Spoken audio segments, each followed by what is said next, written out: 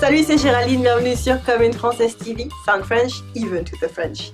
Has this happened to you? You're telling a story from your life to your friends, or you're trying to explain to someone what happened in that book you've been reading.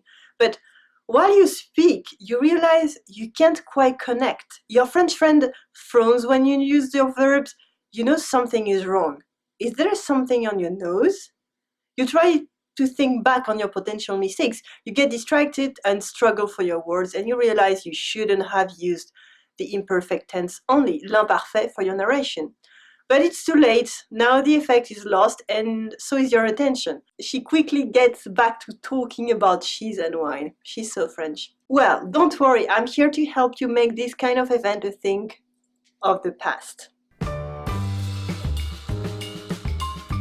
Le passé simple. As we'll see, French grammar has different ways to talk about the past. Le passé simple is literally simple past.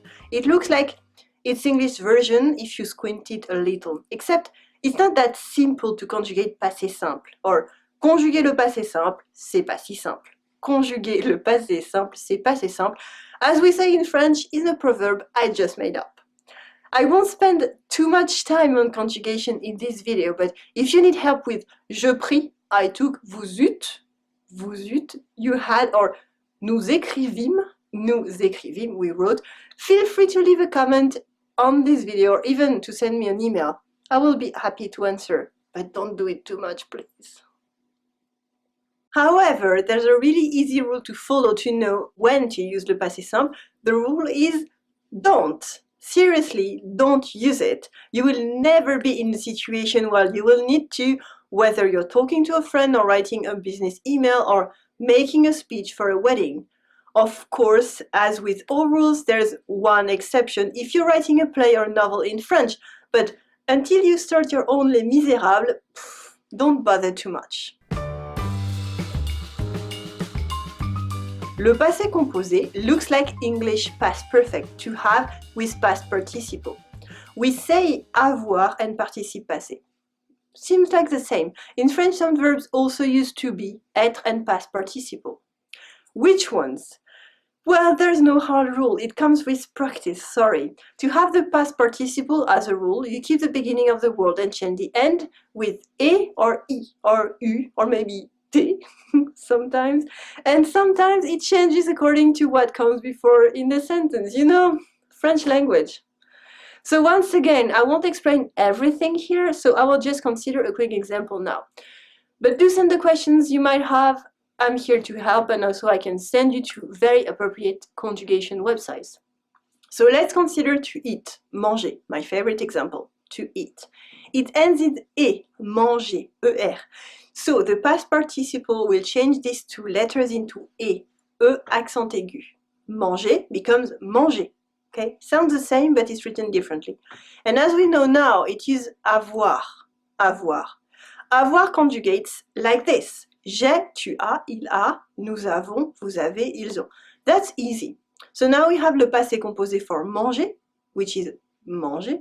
So we just add it. J'ai mangé, tu as mangé, il a mangé, nous avons mangé, vous avez mangé, ils ont mangé. So now you know what le passé composé looks like. How would you use it? Well, we use it a lot. It's like the standard tense for talking about the past. We use it a lot, it's easy. It describes an action done in the past that's already ended. It's usually an action that took a short time. Hier, j'ai mangé une pomme. Hier, j'ai mangé une pomme.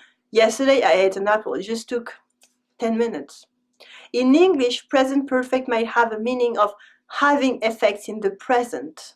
Okay, it's different. French language doesn't make a distinction. Use participe passé if it just happened in the past.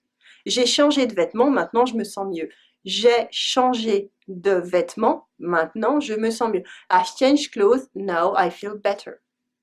It can also be used for an event that took a longer time, if you consider it as a whole. Un jour, j'ai chanté pendant 3 heures sans m'arrêter. Un jour, j'ai chanté pendant 3 heures sans m'arrêter. It took more time than eating an apple, as we saw before. One day, I sang for 3 hours non-stop. It's basically most often used to translate the English preterites and present perfect. However, what if you want to frame your actions in a setting, in a context? What if you want to translate past progressive. Then you'll have l'imparfait for this.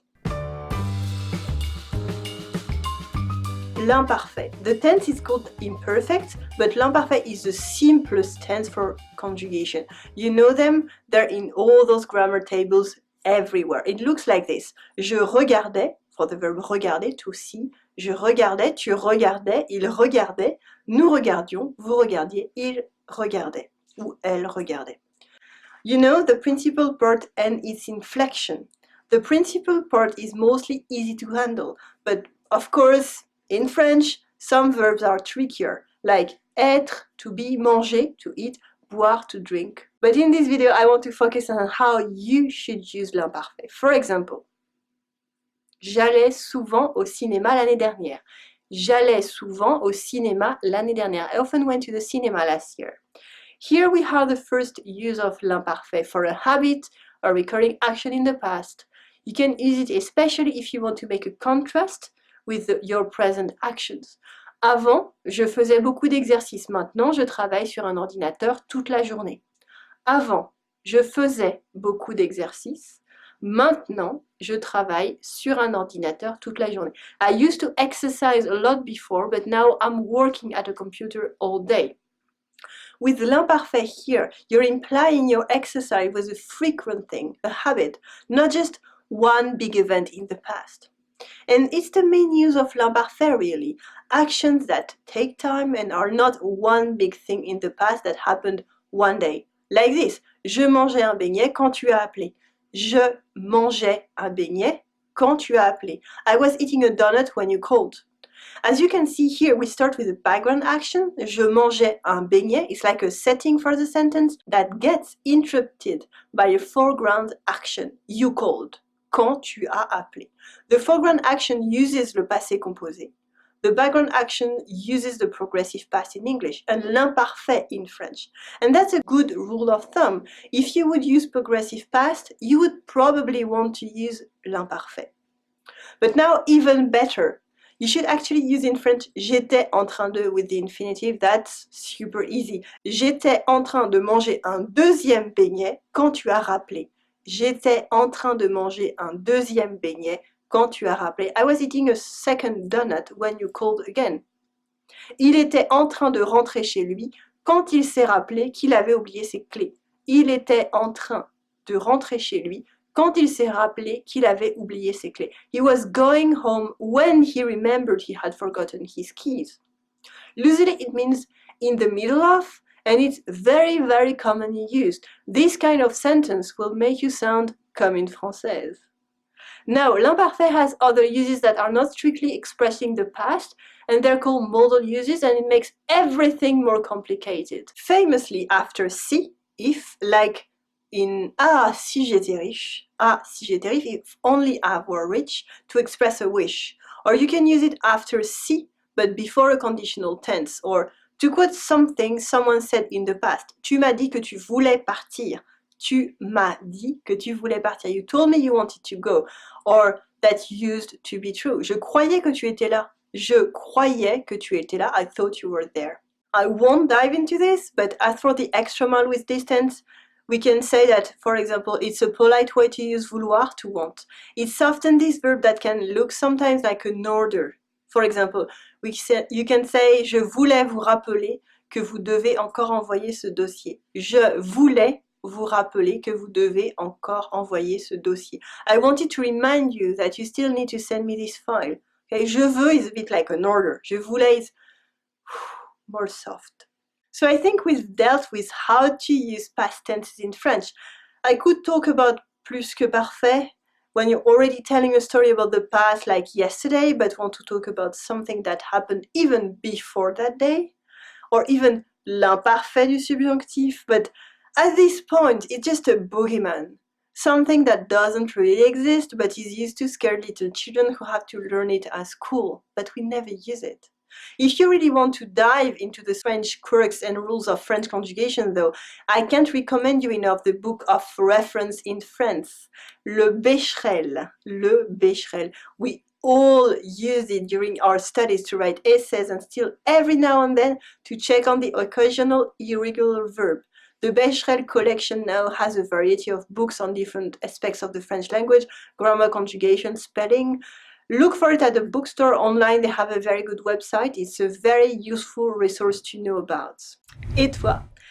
Have you ever had trouble choosing between tenses? I'm sure you have. Do you have a secret to share about how you pick them? Or good grammar method that helped you?